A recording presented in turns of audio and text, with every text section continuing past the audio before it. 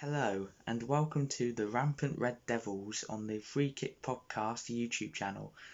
I, Ryan Sheppard, will be analysing games of my beloved Manchester United as Ole Gunnar Solskjaer's side look to cement their top four place and potentially catch Manchester City in the race for the Premier League title. Today, I will be analysing their 3-1 victory against relegation-threatened Newcastle United. After an emphatic 4-0 victory against Real Sociedad in midweek, Manchester United wanted to continue their good run of form by taking on relegation-threatened Newcastle, who haven't won in their previous 35 visits to Old Trafford. Let's start with the first half. On to the first half, and as a Manchester United fan, it was probably one of the worst halves of football I've seen this season, despite going in 1-1 at half-time. The defence was sloppy once again. Maguire and Lindelof aren't a centre-back partnership that I would see as a title-winning defence. David De Gea again needs to command his box more, and in my personal opinion, I think needs to be dropped for Dean Henderson, who, after doing so well at Sheffield United last season, deserves a run of games for this United side, who seem to have one of the best attacks in the league, but seem to have one of the worst defences. That's not how you win titles.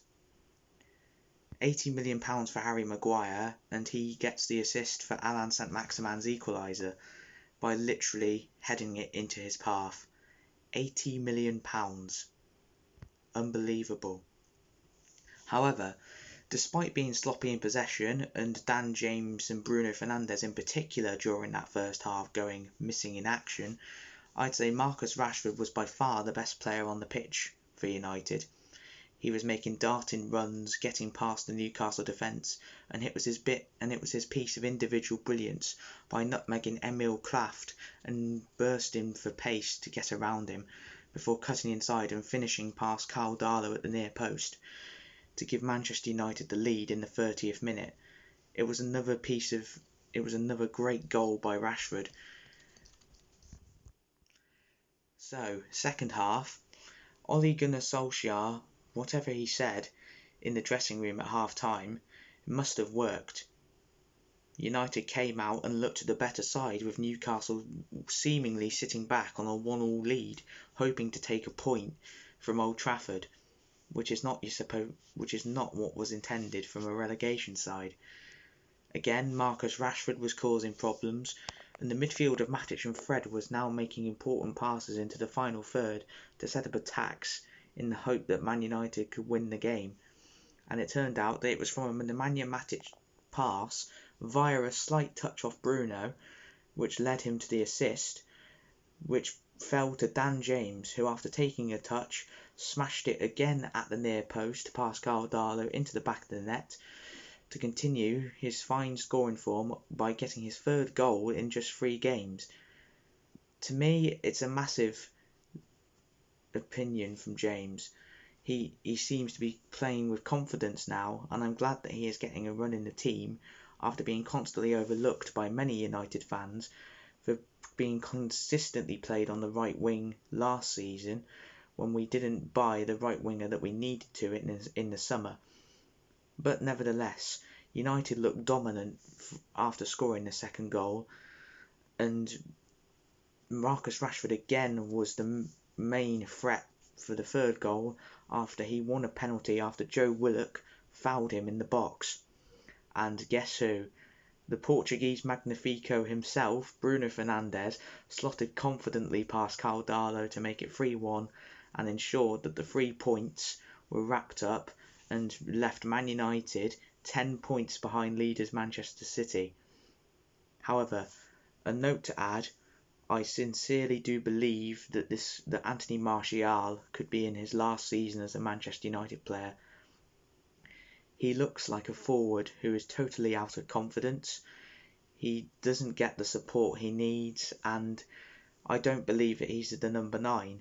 All this hype of him when he first arrived about being the next Thierry Henry and a future Ballon d'Or winner, these past couple of seasons, to me, he hasn't showed any of that hype or talent, and I feel that his days are up at United, especially considering how well Edinson Cavani has done when he has played, despite being older and more wiser than Martial. Time will tell whether or not if Martial can score more goals to turn his career around, but Ole Gunnar Solskjaer has a big decision to make for the final few games of the season, whether or not to stick with Martial up top or play Edinson Cavani from the off for the rest of the season. To conclude from this analysis, I believe that despite the performance not being at Manchester United standard, once again we showed how clinical we can be when we create chances against low block opposition teams instead of trying to sit back and break on the counter. But then again, that is what we are most known for these days. Our next game is obviously against Real Sociedad in the Europa League, so hopefully he will play some of the youth players such as Amad Diallo and Shola Shortire, who made his first team appearance as a late substitute in the game against Newcastle. But our next Premier League game will be away to Chelsea at Stamford Bridge, who are being revitalised under the management of German Thomas Tuchel. Come on, you Reds. So what does this result mean for the Premier League table? Well, Manchester United move up to second place in the Premier League, 10 points off Manchester City, as even though Leicester beat Aston Villa 2-1 today and they went second, it was whether or not Man United could match that result to go above them on goal difference, and sure enough they did. Despite being 10 points behind Manchester City, it will be interesting in the next couple of weeks to see what happens if Manchester United will be able to catch Manchester City to the Premier League title. Meanwhile, at the other end of the table, Newcastle will be looking nervously over their shoulder as they remain 17th after their 14th Premier League defeat of the season.